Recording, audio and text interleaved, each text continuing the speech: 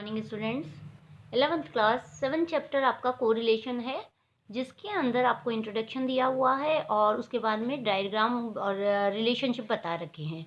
सो मैं इसको एक इजी वे में आपको बहुत अच्छे ढंग से समझाऊंगी कि आपको समझ आ सके। सो हम यहाँ स्टार्ट करते हैं कोरिलेशन से। कोरिलेशन से मतलब है क्या?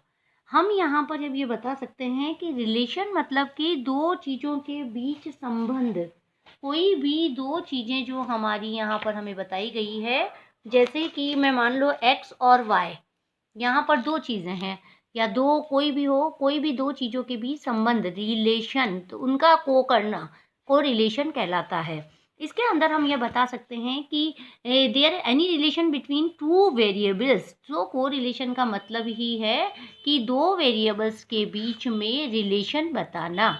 अब रिलेशन कैसा हो सकता है, क्या हो सकता है, ये हमें इसके द्वारा पता चलता है कि हम किस ढंग से। आपने पहले डिमांड थ्योरी में भी पढ़ा हुआ है कि प्राइस और क्वांटिटी डिमांड जो होता है, उन दोनों के बीच रिलेशन कैसा होता है। यहाँ पर आपको पता है जब प्राइस बढ़ता है तो क्वांटिटी डिमांड घटती है, ये हमें पता है। ये हम इसको हमने पहले भी पढ़ा हुआ है, इसे इन्वर्स रिलेशन कहते हैं। इसके अलावा अगर हम रिलेशन बताएं तो हम ये कह सकते हैं प्राइस जब बढ़ता है तो सप्लाई डिमांड भी बढ़ती है, तो दोनों के बीच रिलेशन बता रहे हैं। ये हम कौन सा बताते हैं? ये हम डायरेक्ट रिलेशन कह सकते हैं। परंतु अब ये रिलेशन तो हमें पता है कि हम रिलेशन किस ढंग से बता रहे हैं। इसके अंदर जो हम को रिलेशन है उसमें हमें ये नहीं, अब ये हमें ये नहीं पता इस सब के बीच में कि कितना रिलेशन है। ये एक क्वेश्चन हमारा पुटअप होता है कि कितना रिलेशन है। सो हम यहाँ पर ये बता सकते हैं कि सॉरी, इस रिलेशन को इसमें क्वांटिटी के हिसाब से कितना, इसको हम न्यूमेरिकल वैल्यूज़ में जो करते हैं, न्यूमेरिकल वैल्यूज़ में किस ढंग से डिफाइन करेंगे, इसी का हम क्वेश्चन को हम समझने के लिए आज हम को रिलेशन पढ़ेंगे कि हमें न्यूमेरिकल वैल्यूज़ में कितना रिलेशन है सबके बीच में, वो पढ़ना है। तो हम यहाँ पर प्राइस और क्वांटिटी डिमांड का जो वैल्यू है, जो रिश्ता बताना है, वो को रिलेशन कहलाता है। अब को रिलेशन के अंदर स्टार्टिंग जो है आपकी, यहाँ मैं एक चीज़ बताऊंगी आपको कि एक लाइन हम ड्रॉ करते हैं जो आपकी बुक में नहीं है, उसे हम सिंपल ढंग से मैं आपको पूरा बता सकती हूँ। मैंने एक लाइन ड्रॉ करी है, मैंने एक लाइन ड्रॉ करी है यहाँ से लेके यहाँ तक। उस लाइन को आप देखेंगे, मैंने यहाँ -1 लिखा है और यहाँ +1 लिखा है, बीच में 0 है। अब हम यहाँ से शुरू करते हैं इस लाइन को, 0 से लेके -1 तक, 0 से लेके +1 तक। आप सिंपली इसे ऐसे बना सकते हैं।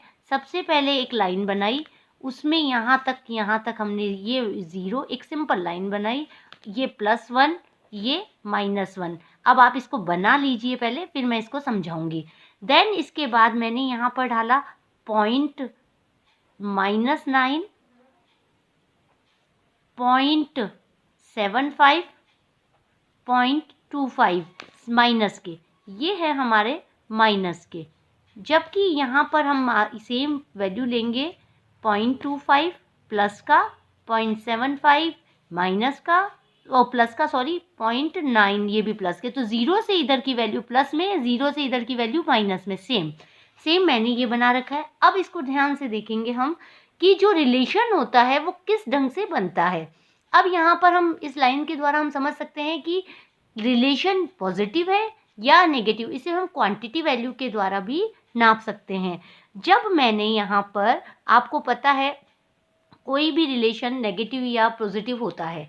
अब सबसे पहले रिलेशन को हम डिनोट करते हैं, जैसे हम, आप लोग पूछेंगे कि मैम इसको किससे ज़्यादा डिनोट करेंगे, इसके लिए हम डिनोट करेंगे इसे स्मॉल r से। को रिलेशन को स्मॉल r से डिनोट किया जाता है। को रिलेशन कभी भी हमेशा -1 से ज़्यादा होगा, -1 से ज़्यादा और +1 से कम होता है। ये इन्वर्स रिलेशन इसके बीच में बताया जाता है।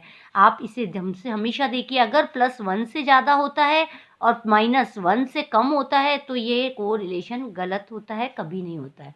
यहाँ पर मैं स्टार्ट कर रही हूँ।